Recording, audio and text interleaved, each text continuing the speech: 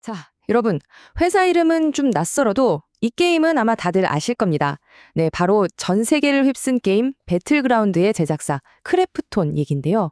오늘은 이 회사가 마주한 10조 원짜리 역설을 한번 제대로 파헤쳐 보겠습니다. 네, 맞습니다. 오늘 저녁은 치킨이다.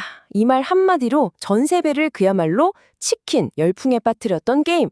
바로 그 플레이어 언노운스 배틀그라운드를 만든 정말 거대한 기업이죠. 근데 말이죠. 이렇게 엄청난 성공을 거뒀는데 시장의 평가는 왜 이렇게 싸늘할까요? 뭔가 이상하지 않나요? 그 답을 찾으려면 일단 숫자부터 봐야 합니다. 네, 이 복잡한 역설을 이해하려면요. 무엇보다 먼저 투자자들을 불안하게 만드는 재무 데이터, 그 숫자들부터 한번 같이 살펴보시죠. 자, 이 표를 한번 보세요. 매출은 뭐 앞으로도 쭉쭉 성장할 걸로 보이죠? 근데 투자자들의 시선은 그게 아니라 바로 저기 2025년 영업이익에 꽂혀 있습니다. 뚝 떨어지는 저 전망치. 저게 바로 시장의 불안감의 불씨를 확 지핀 거죠. 이런 불안감이 결국 디레이팅이라는 현상으로 이어지게 되는데요. 이게 뭐냐면 쉽게 말해서 시장이 이 회사의 가치를 실제 버는 돈보다 훨씬 낮게 매기는 거예요. 일종의 페널티를 주는 셈이죠. 자, 그럼 시장은 도대체 뭐가 그렇게 무서운 걸까요? 맞서야 할 역풍. 네, 이 디레이팅의 원인은 바로 크래프톤의 발목을 꽉 잡고 있는 두 개의 아주 거대한 족쇄 때문입니다. 그 두 가지가 뭐냐면요. 첫 번째는 자회사 창업자들이 건 무려 3,600억 원짜리 소송이고요. 두 번째는 2대 주주, 바로 중국의 거대 IT 기업이죠. 텐센트와 관련된 문제입니다. 이 소송이 진짜 골치 아픈 게 성공의 역설이라는 아주 기묘한 함정이 숨어 있어요. 무슨 말이냐면 앞으로 나올 서브노티카2라는 게임이 대박이 나면 날수록 오히려 소송에서 더 불리해지고 배상액도 커질 수 있다는 겁니다. 정말 아이러니하죠. 그리고 두 번째, 텐센트. 이 텐센트가 가진 13% 지분이요. 언제 터질지 모르는 시한폭탄처럼 오버행 리스크를 만들고 있습니다. 그뿐만 아니라 이건 크래프톤이 앞으로 나아가려는 길에 아주 큰 걸림돌이 되고 있어요. 자, 이렇게 어려운 상황에서 크래프톤은 그냥 주저앉지 않습니다. 이 판 자체를 바꾸기 위해서 아주 대담한 두 갈래의 전략적 전환을 시도하는데요. 말 그대로 스스로의 이야기를 다시 쓰기 시작한 겁니다. 첫 번째 카드는 바로 새로운 게임들입니다. 배그 원툴 아니냐라는 꼬리표를 떼기 위해서죠. 스팀에서 벌써부터 난리난 서브노티카2부터 시작해서 펠월드 모바일, 프로젝트 블랙버즈까지 아주 화려한 라인업으로 수익원을 다각화하려는 겁니다. 그런데 여러분, 이건 그냥 시작에 불과합니다.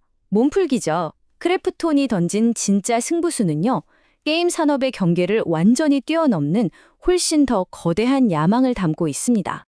네, 바로 이겁니다. 게임에서 방산 AI로 정말 깜짝 놀랄 만한 행보였죠. 2026년 3월에 크래프톤이 우리나라 방위산업의 핵심 기업 한화 에어로스페이스와 손을 잡고 합작 범인을 만들겠다고 발표한 겁니다. 이들이 함께 만들려는 게 바로 피지컬 AI라는 건데요. 이게 뭐냐면 크래프톤이 가진 그 엄청난 가상 시뮬레이션 기술을 이용해서 현실 세계의 드론이나 로봇 같은 자율 방어 시스템의 두뇌를 개발하겠다는 거예요.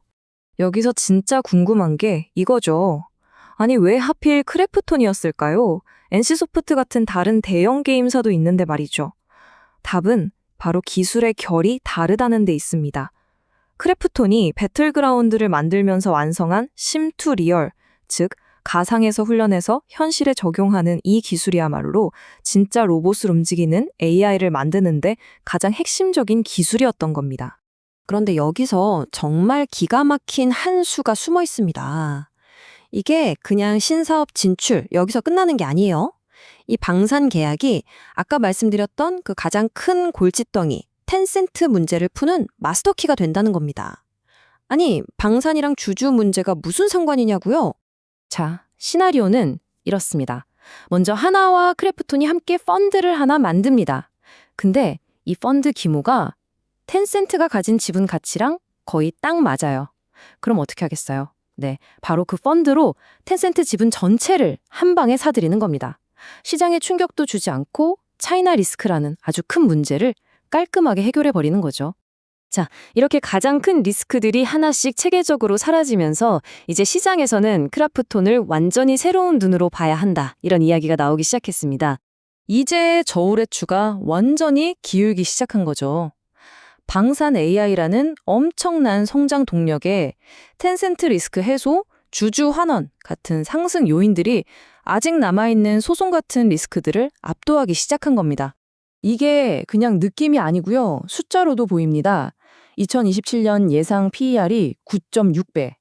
이게 얼마나 낮은 거냐면 이런 첨단 기술을 가진 글로벌 기업들이 보통 훨씬 높은 평가를 받는 걸 생각하면 이건 뭐 거의 말도 안 되는 할인율이죠.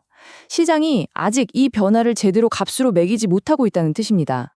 그러니까 크래프톤이 하고 싶은 말은 이겁니다. 우린 더 이상 그냥 게임으로 즐거움을 주는 엔터테인먼트 회사가 아니다. 우리는 이제 기계의 뇌를 만드는 전략 기술 기업이다. 이렇게 스스로를 재정의하고 있는 거죠. 자, 이 모든 걸 종합해보면 결국 이런 마지막 질문에 도달하게 됩니다. 어쩌면 우리가 지금 목격하고 있는 이 순간이 단순히 한 기업의 성공적인 변신을 넘어 비디오 게임의 거인이 국가 방위의 핵심으로 거듭나는 그런 역사적인 전환점은 아닐까요?